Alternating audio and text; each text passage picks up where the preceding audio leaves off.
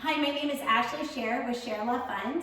I'm the founder and CEO, and we're going to take a deep dive into the niyamas in the context of the RCYT. So the first one, cleanliness. That's taking care of yourself and your environment. Good hygiene, cleaning your room, making your bed. What are you eating? You can think of your body as trying to keep a clean environment in your body.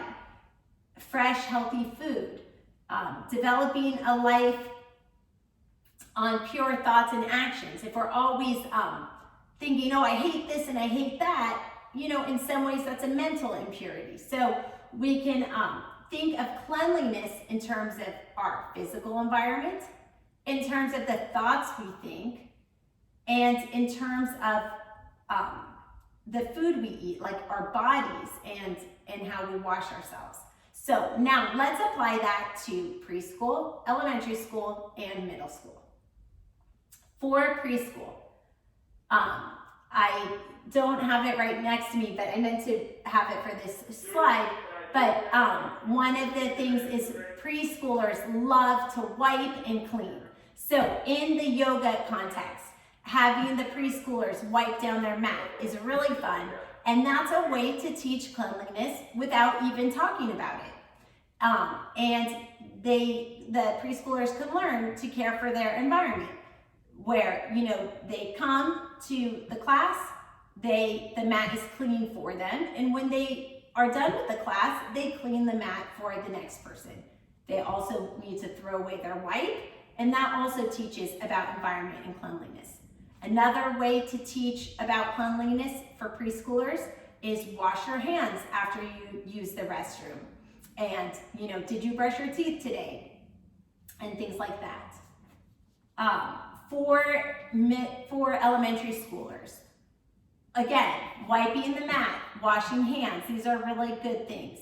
In elementary school, as the children get older, they can start, brushing their hair more and stuff like that. So, maybe kind of talk about that, like, why do we want to brush our hair, and why, do we want to,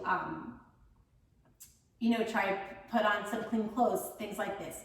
Some children, literally, their house might be so chaotic that they literally don't have a hairbrush or they don't have access to these things.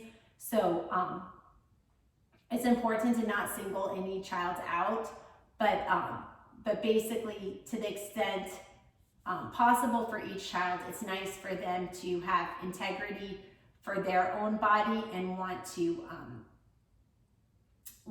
take care of their own body. For middle school, this is an area where we can start to sort of think about cleanliness of thoughts. Sometimes in middle school, ideas of revenge and jealousy come in, and that just doesn't really serve anyone. I would try, when you're talking to middle schoolers, I would try to take out the moralness of it and not get on a righteous path, but just for their own personal happiness. In general, when we are comparing ourselves to others, we are not improving.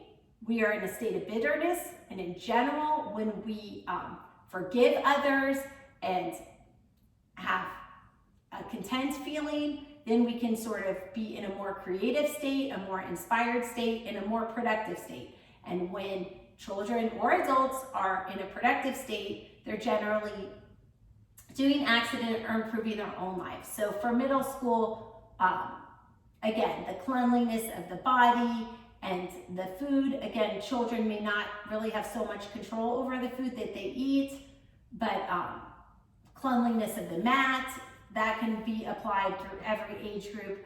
And then I think in middle school, also bringing in awareness to the types of thoughts that children are thinking and how negative thoughts can kind of bring you down and positive thoughts can kind of build you up, and sort of the concept of integrity in oneself.